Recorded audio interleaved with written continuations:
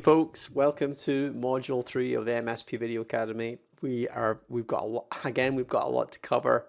We're going to be going quickly through this. I am literally recording this at 10 a.m. So I'm hoping we're going to be finished by 11 a.m. So giving it 1 hour in here. So let's just get to the show. What's happening here? Module 3, we're going to be covering various bits in regards to technical. So there's quite a few technical things that you maybe are thinking about in regards to recording your videos. So I'm going to give you an overview of what I use to record videos and some strategy actually around the technical side of things. You running an IT business or an MSP, you probably have that technical background. So this module is probably something you're looking forward to. There is a slight disappointment in it, but you'll find out that actually the disappointment makes a lot of sense. So we're going to be showing you also the kit breakdown. So the kit that I use here at IT Rockstars to do all the video promotions that we do. And I'm going to go into detail on that kit. Third thing is actually what's more important than the technical stuff is your body language in the video. So just some little tips on that. We're also going to go into the workflow. So actually recording a video, what the workflow looks like for me when I'm doing it on my iPhone, if I'm using the desktop, how that actually works in practice and what is the best strategy to employ. Then we're going to be going into the vanity URL and tracking. Now, this is actually something that I mentioned in module 4 about the structure of your videos.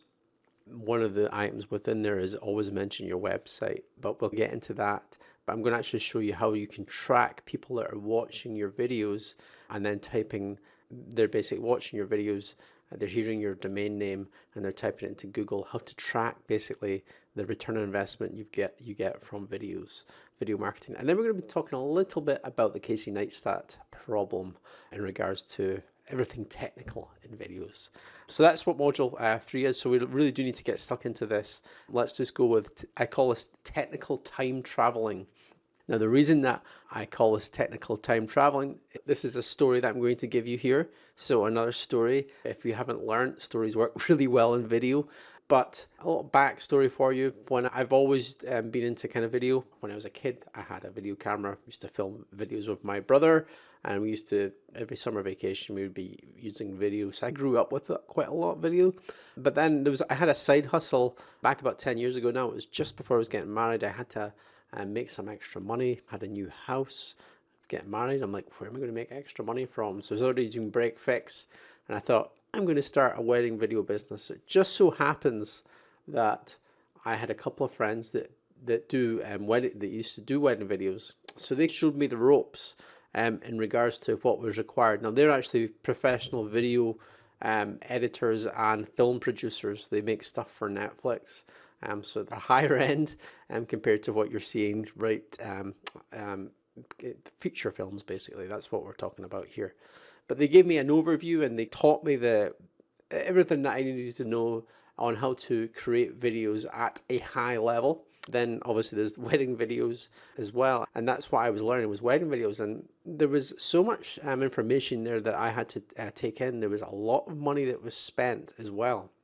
So I had to buy cameras. So this was like professional grade cameras. We were talking about at least $5,000 a pop, and we needed 2 cameras because we were filming live events at the time. It was live weddings. So one of the cameras failed. We needed to make sure that we had another camera as backup. And from the editing process, having 2 cameras recording meant that if one camera was moving around, we could switch to the other camera in the edit, and it looked really professional. So there's a lot of expense. And that is not, I'm not even got into the audio side of things. So we had wireless radio mics. We had to mic up the groom when he was speaking. All of that practical stuff took up a lot of time. And then on top of it, I had to figure out how to actually edit the videos that I'd recorded. And that took up even more time. That was actually longer than the recording of a wedding video, because you're there for the day, you're recording the wedding, and that's you done.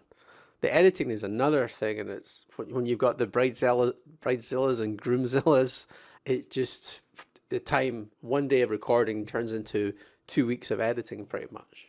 So what I learned with all of that was I needed a much simpler way to do videos for my IT business and IT Rockstars than what I was doing there. I had a nice workflow that worked really well, but it took up too much time. And the other thing that took up a lot of time is when I started doing podcasts and videos online for IT Rockstars is I spent literally four or 5 months finding the right microphone. So I went through maybe 4 or 5 different microphones, testing the audio quality, seeing which one was best, which one worked well. I had a backdrop. I remember buying I had the big black curtain. I spent a day putting up a curtain pole in my office, which was just a nightmare, just to get a really nice backdrop. Then I had to buy lights, and I was buying lighting to face me. And then I went to a green screen, and I tried to figure out, I thought maybe the black backdrop's not that great. Let's go with a green screen instead. And then I figured out how to do chroma key. What am I attempting to get over to you here? I spent a hell of a lot of time on the technical side of things and not actually just getting the video out there onto the eyeballs that needed to see the video.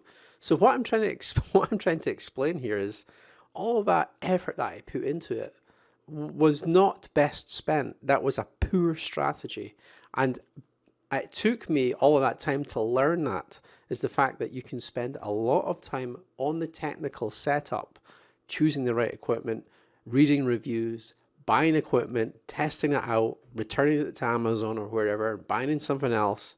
You spend a lot of time. And what I really want to try and get across here is that your time is extremely valuable, obviously, being an IT business owner. So if you're anything like me, you love the technical stuff and you love playing, but it is a waste of time, okay? So there are more important things to worry about in your videos than the technical setup. Let me just get that straight. Set yourself basically maybe an hour or two to confirm what the technical setup is going to be of your videos, and then just go with that. Be confident in your technical ability and what you think you can achieve. Don't be going questioning yourself, reading reviews, looking for the best thing, because all of those minor improvements, whilst they may make your videos look better, they're minor improvements, but they're not going to have an impact on your return on investment. And then that really basically is getting your video published, produced, and out there to your online audience. So I call that technical time travel, because it is like time travel. I started the video stuff probably, I think it was 2012, and it was 2018. So you could pretty much 5 years of wasted time until I found the perfect setup. Okay, so I don't want you to fall into the same trap. That's what I'm trying to explain here. So that's the technical time travel. But with all that being said, I am now going to show you what my technical setup is with all of that 5 years and that past experience of doing wedding videos. So first thing I use is an iPhone. The reason I used to be an Android guy was for many years. I went onto the iPhone, primarily because it was more of a software thing. At the time of recording, I have just upgraded to a iPhone 11, and that is my primary tool for recording. I do portrait, I do landscape recordings, so I always make sure that before I press record, I've got my device in landscape format and the portrait camera's facing me. I used to turn the iPhone the other way, and it was really awkward because I couldn't see what I was recording. But the thought in my head was, the cameras on the front are obviously better than the portrait camera, but to tell you the truth, it's more important that you're able to see what you're filming, okay? So this is what I've learned, is have your camera facing that way. And the reason I use the landscape, I used to do portrait like that, and it works well on Facebook, and it works well on Instagram actually, but I don't post to Instagram. LinkedIn seems to prefer landscape, and LinkedIn is the primary platform that you're probably going to be speaking to most of your prospects. So because of that, the landscape wins over. The other thing that I use is let me just bring up my video here so you can see me a bit better. The other thing that I use is a Rode SmartLav Rode mic. SmartLav Rode mic. And I only occasionally use this though. I don't use it that often because the mic on the iPhone's actually really good now, even for directional stuff. But this is basically, it's got a special connector. That's not actually like a headphone jack. That's a microphone jack that plugs into your smartphone, be it Android or obviously Apple. Now, if you're using Apple, you're obviously going to need this adapter, which does come with some of the newer iPhones, and that allows me basically to plug it in and use the Smart Lav. It's really quite good, the Smart Lav, if you're wanting a high audio quality recording. Audio is important, so maybe if you're in a noisier office or a noisier environment, I would highly recommend the Smart Lav. But as I say, I rarely use it now. I'm just including it in case if you did want to make the investment. But the iPhone audio, it works superbly well. Next thing that I've got on the list here is the C92 Logitech webcam. It's an older model now. I use that to record desktop videos. So when I'm recording maybe a live video or something pre-recorded, it is primarily the C92 that you're seeing just now. The quality, I would say, is fair. There are better cameras on the market now, but for the price, that's all you're really going to need, because I don't tend to do a lot of desktop recordings. They are mainly done on my iPhone when I'm on the move. So that's the desktop recording. I've got down here Rode Podcaster microphone, so I use this. It comes with a boom arm as well, which is really nice, that attaches to my desk. It's a fairly directional microphone, which basically means that I need to speak into it like this. That's why it's up like this, and that kind of cancels out any of the other background noise. So all of that testing of microphones, I like this one the best. It comes with a USB connection as well, so you can literally just plug it in. There's also a headphone jack in there too, which is nice if you want to be proper about the audio. So that's a technical setup, but again, it doesn't really matter. The main thing that matters is actually this device, your smartphone. That's all you really need out of all of this. So that is the technical time travel. We've already spent a couple of minutes talking about it. We've got here a couple of pieces of software as well. So the first one is Camtasia. Let me show you what that looks like. Now, I used to use, when I was doing wedding videos, I spent a number of months learning a high-end video editing recording package. I used to use Adobe Premiere for video editing, and then I went over to, it's called Avid Media Composer. Let me bring this up.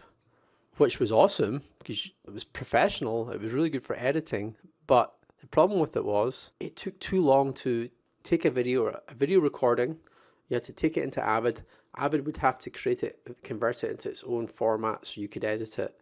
Then it would have to render it out once you'd finished editing. So that whole workflow took a really long time. So if you had like a 5-minute video, the workflow of literally just getting it into Avid and then getting it out of Avid was probably about an hour for a 5-minute video. And then there's obviously the editing time on top of that as well.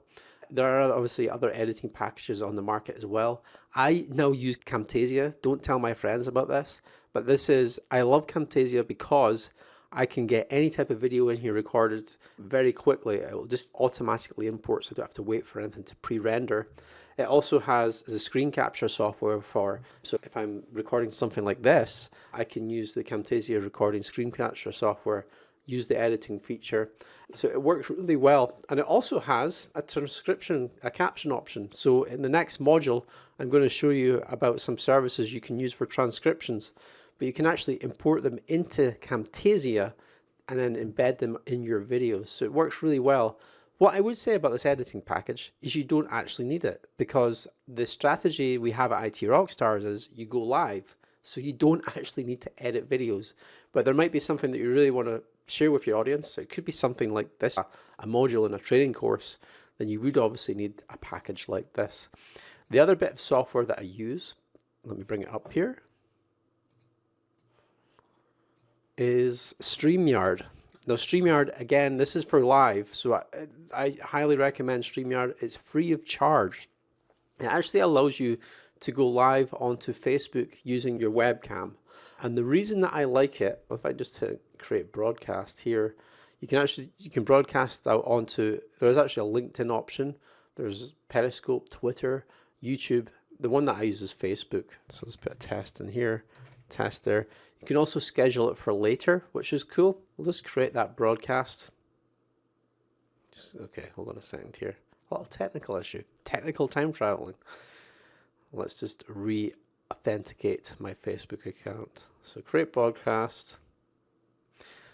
Allows you to enter the broadcast studio. So I could start, it's not going to bring up the webcam here because I'm using it for the recording here, but let's go and enter the studio. But it allows you to add in presentations, so you can actually share your screen. So if you had a PowerPoint like I've got on this screen, down here I can share the screen. I can also invite other people in, which is really quite a powerful tool. I haven't actually used that feature on it yet, but they can actually be in the edit studio here as well. So you can have more than one person coming in live. So maybe one of your employees or vendors can come in here, and you can do a live video with more than one person that's publishing out onto your Facebook page. So it's quite powerful. Facebook does have an option on, let me just check this out, on their page when you hit live. So now I'm going to my business page here, and if I go to, what am I looking for? It shows you how often I use the desktop version because it's all done on the iPhone. You're live. Okay, I can't show you that for just now. They do have a desktop option, but StreamYard is more controllable than the Facebook kind of built-in share your desktop. So that is the technical setup that I use.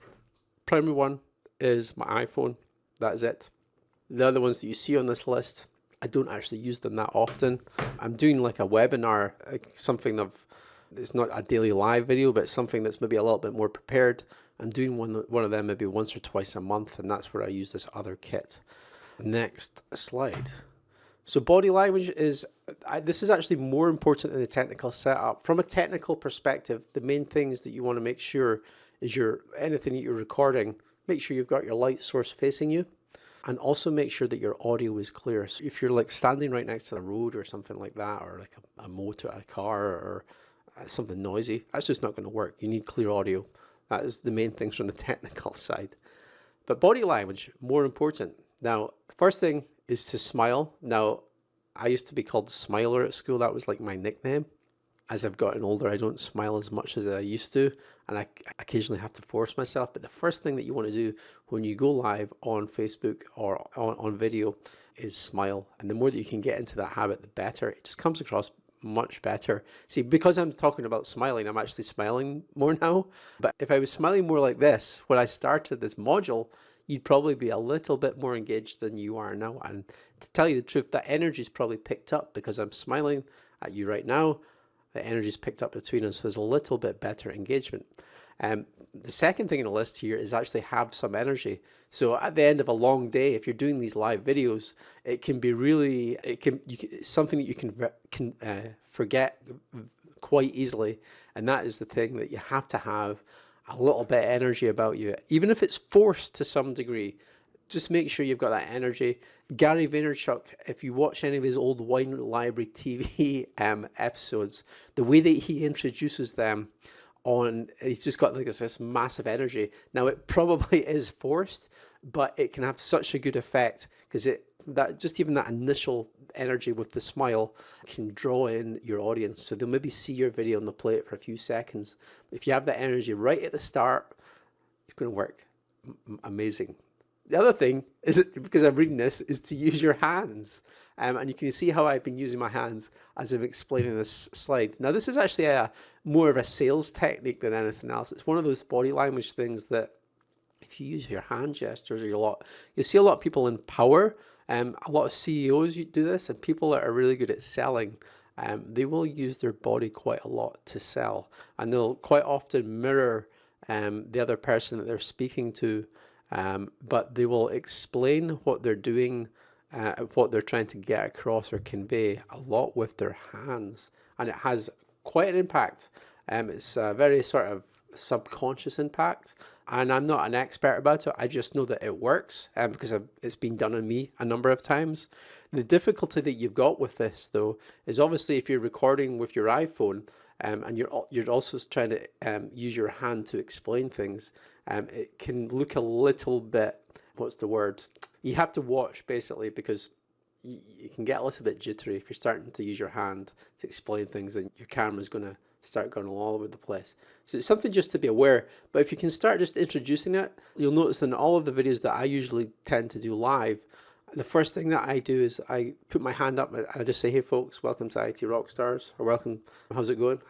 That is like the first thing, and it's like something that humans have been doing for the last, it's thousands of years old.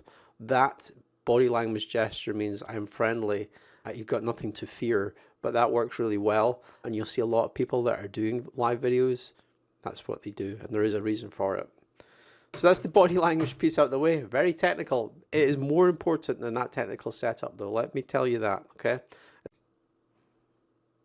Okay, so the workflow, what I'm going to show you here is my workflow in regards to going live onto Facebook, then posting it up onto LinkedIn, and then posting it to YouTube. So I'm going to show you what the workflow looks like from my device. So hopefully this works. So let me just bring up my screen here. I'm using a little bit of software called Lonely Screen, where I can actually share my iPhone screen.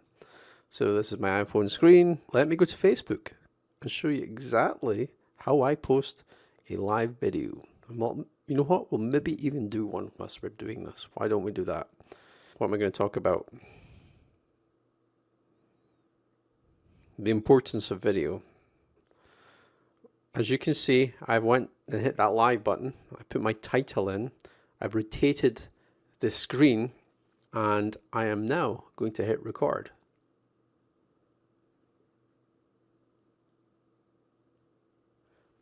Hey folks, this is Scott from IT Rockstars. Hope you're doing well.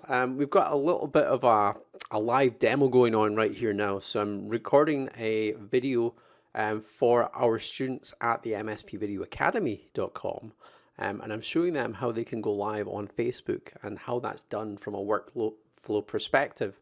So I just thought I'd shoot literally live out to Facebook whilst I was showing all of our students this method of doing videos. And as part of it, I thought, let's speak to everyone at IT Rockstars that follows IT Rockstars. Let's talk a little bit about how important it is to do video in your marketing for your IT company. Now, a lot of people obviously concentrate on your blog, on LinkedIn, producing like content. So content marketing, extremely important. But to tell you the truth, when it comes to marketing to prospects that are potentially interested in your IT services, video wins out over anything else. And the reason for that in today's day and age is the fact that everyone has a device, everyone is on their device, and there is no real excuse at all for not doing video, as opposed to maybe that you're maybe a little bit scared. That is something that we help out with the MSP Video Academy. But the main benefit that you have of doing video is not only from the marketing perspective, but when you actually come up on a regular basis to your prospects on video, they start to form a connection with you. They start to expect to see your videos. And it means that when it's time to follow up, so when you actually phone up some of your LinkedIn connections and say, hey, want to meet up for a chat, find out a little bit more about each other's business, they already know you because they see you in video all the time. So you've got like this secret celebrity status or a secret tool that you can use.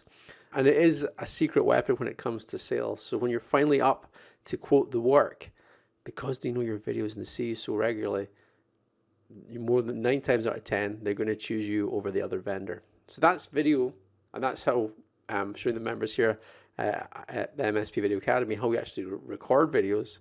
That's how it's done. Anyway, that's for today. If you want to get involved in any form of marketing for your IT business, you can check out itrockstars.net. That's the website you can check out free of charge. There's a 1-month free trial there, and we'll even show you a little bit about video within there once you've been a member for a little while. That's it for today. Take it easy. Bye-bye. Okay, so you can see now that I've hit finish. So I've finished recording, and on my screen I have a couple of options here, what I can do with that live video. So I'm going to click down the bottom left to save the video to my device, and it's saving now. And then make sure I'm uploading in HD. I'm going to hit that share, and that basically sends it to Facebook as well. It makes sure that live video stays in Facebook. I'll just hit keep. And that means it's now ready. It's up there on Facebook. Facebook's processing it, but I also have a copy now on the device. What we do now is we go over to LinkedIn, and we get that video. So I choose a privacy option actually when I post out videos. So all my videos, they go to my connections only, because this LinkedIn profile that I have is highly targeted to my prospects. it's a good little tip. Maybe this is a secondary LinkedIn profile that I have, but it allows me to target specifically the people that I want to reach using video. If I choose everyone, that works really well too, because it means all of your business associates and existing clients see the videos. But as I mentioned, this is a secondary one, so I use connections only, and then I get my video, press that video button, go into my device, and I actually have a video from yesterday that I want to post up. So this one here, I didn't post. Just gonna hit that, and then we're going to just put a little title on here on LinkedIn. So, how hot is your IT business website? So this was me talking yesterday about copywriting for your IT business website. It's something you'll learn in the module 6. And then we just hit post. So that's the process. Now, in regards to the iPhone or Android device, how I get it to Facebook and then how I get it to LinkedIn. And you've seen there that process has taken maybe about 4-5 minutes to do. And that's it. You can take this a step further though. Let me close down Lonely Screen now. Go back to my computer. On Facebook, bring up my browser here.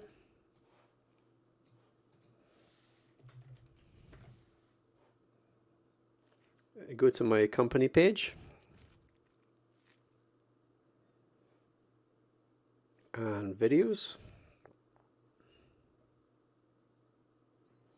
Let's go to this one here. I'll just pause that. There's these 3 little dots here.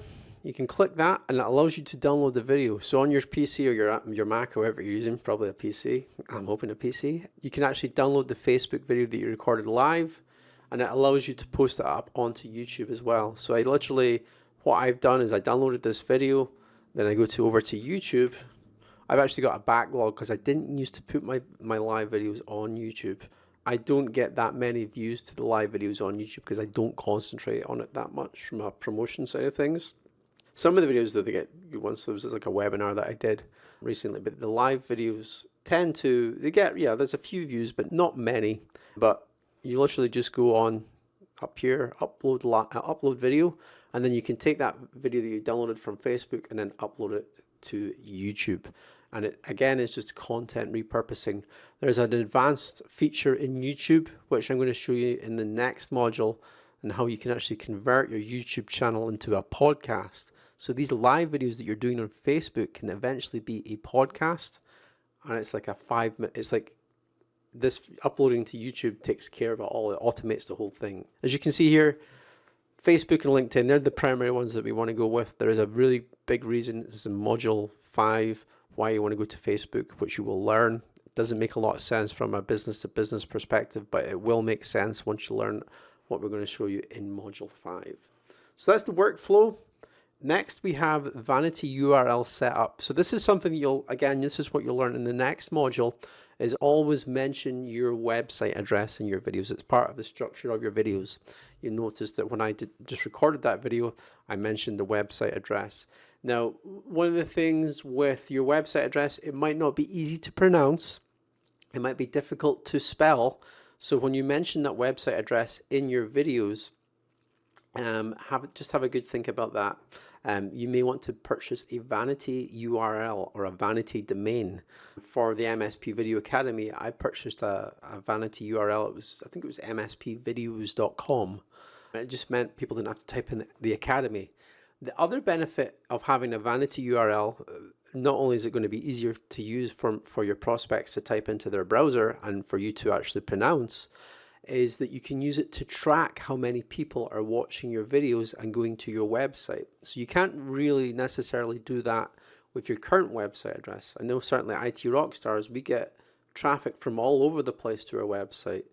But if you want to really track your return on your investment on your videos, setting up a vanity URL allows you to actually track how many people are watching your videos and then typing in the website. So I'll show you this on GoDaddy.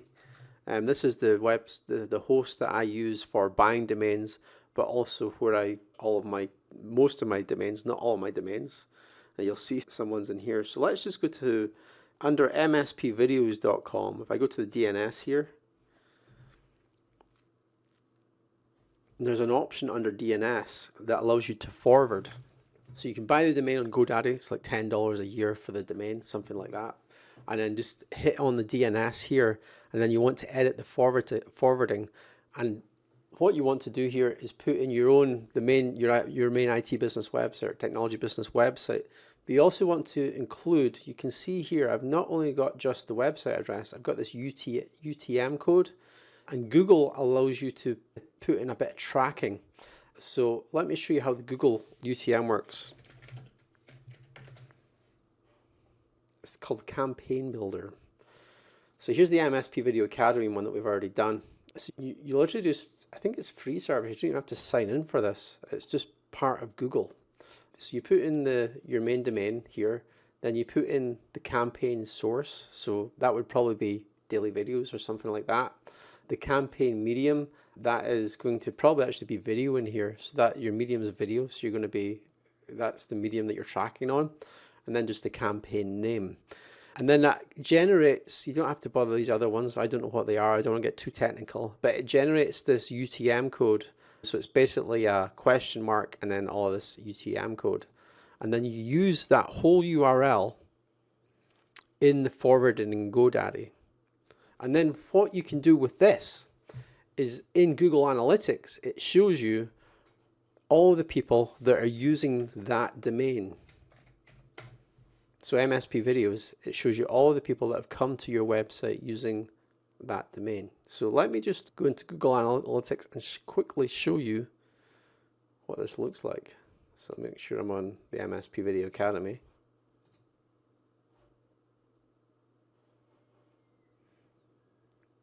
And under here, acquisition, we've got campaigns. We can click all campaigns. And if I do a date range, I'll do it from the 1st of November.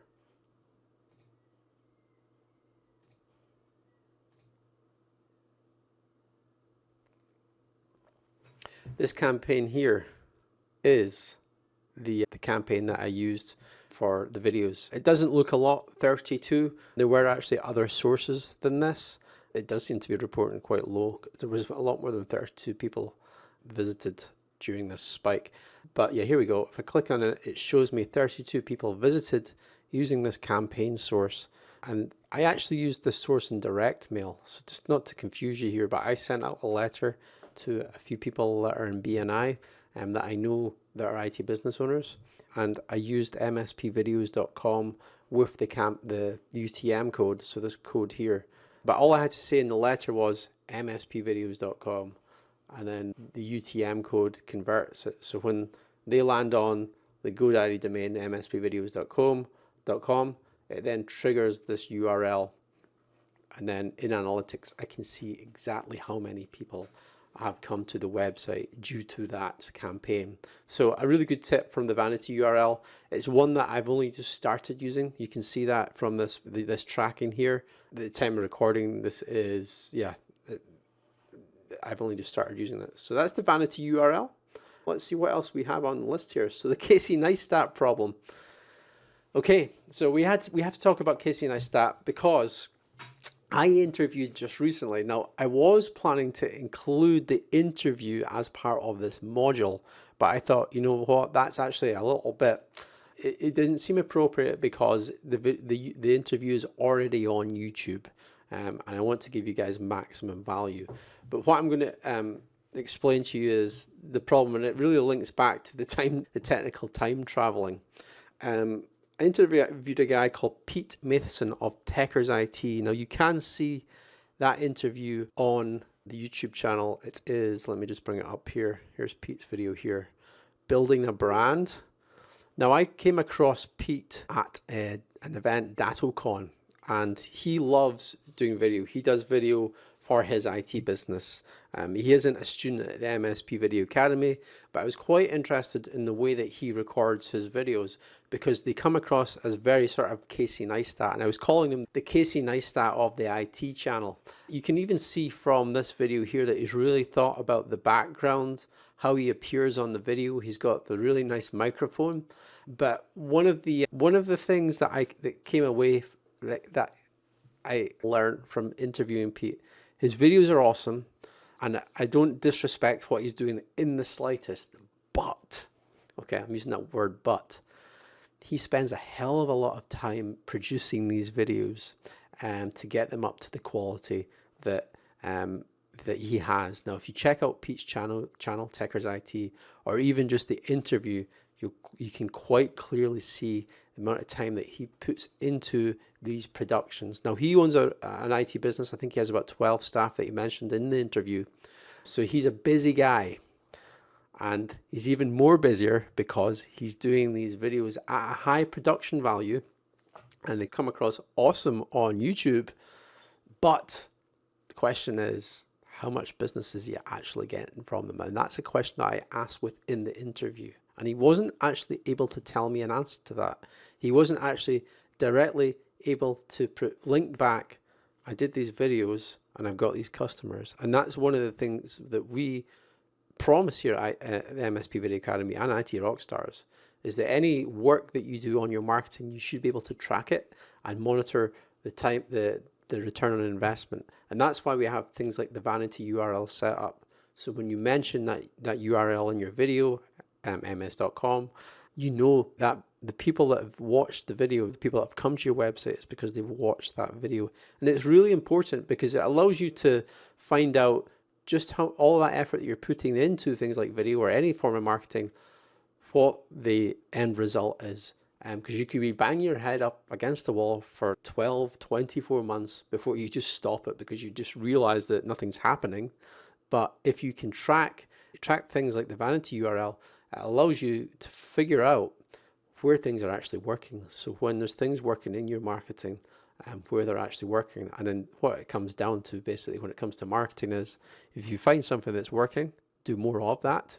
So that's why I am showing you this whole video formula at MSP Video Academy, because it works. So I'm showing you more of that. And that's certainly how I've learned. So from the Casey Neistat, he's got this massive amount of kit. He burnt out. You'll find that he's no longer doing a daily video, Casey, because he burnt out doing it. His technical, what's the word, prowess? The level of production that he wanted could not be maintained. And then Casey was obviously, he had other things on the go as well. Use an IT business owner, you've got a lot more probably than Casey does, potentially. So it really is about maximizing your time. And it comes back down to literally hitting record in here, and about having the content pillars and being helpful in your videos that we've already covered. So that's the Casey Neistat problem that you don't want to get into, okay? You don't want to spend too much time. So the homework, start doing daily live videos. Now, if you can get into doing a daily live video and uploading it to LinkedIn, like I've just shown you, it's going to help you a lot in module 5, where we go over the advanced weaponization and the icing on the cake in regards to retargeting. But if you can get into the habit of doing a daily live video for the next couple of weeks, it's going to help you a lot in module 5, and you'll learn out why then. So that's your homework. Start going live. You've probably already done one by now. That was your homework from last time.